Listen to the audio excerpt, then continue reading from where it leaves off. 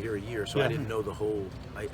Coach Meyer told me the whole story, which is a very interesting story. Yeah, but you can see that he's an athlete who's gotten bigger and bigger and bigger, but he moves with that kind of efficiency that you can tell.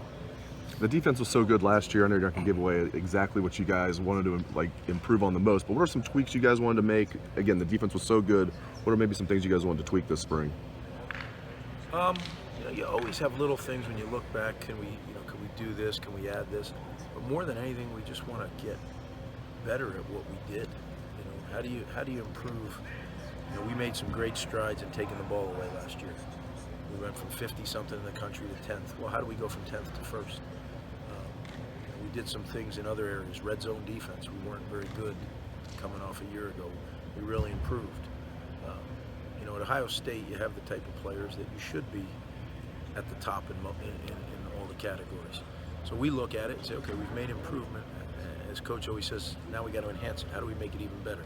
The areas that we didn't make a big enough improvement on, they have to be a focus to make sure that we don't have weak spots. So is there some new things that can help that? Probably. You have personnel. Do you put some new things to get the best use of your personnel? Yeah, that's a job of a coach.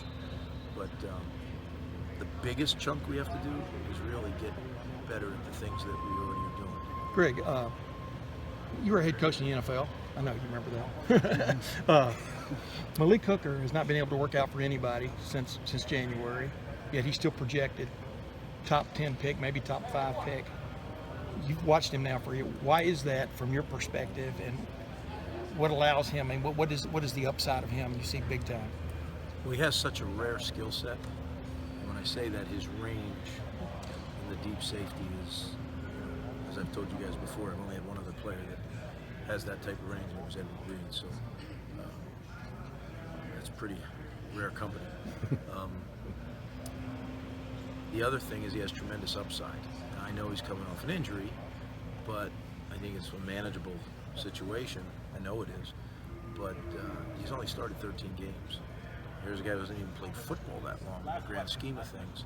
So what do you have? You have a guy that's body is relatively fresh, and a guy that I think did some incredible things, but has a lot more to get better at. So yeah, it's an exciting pick for an NFL team for sure.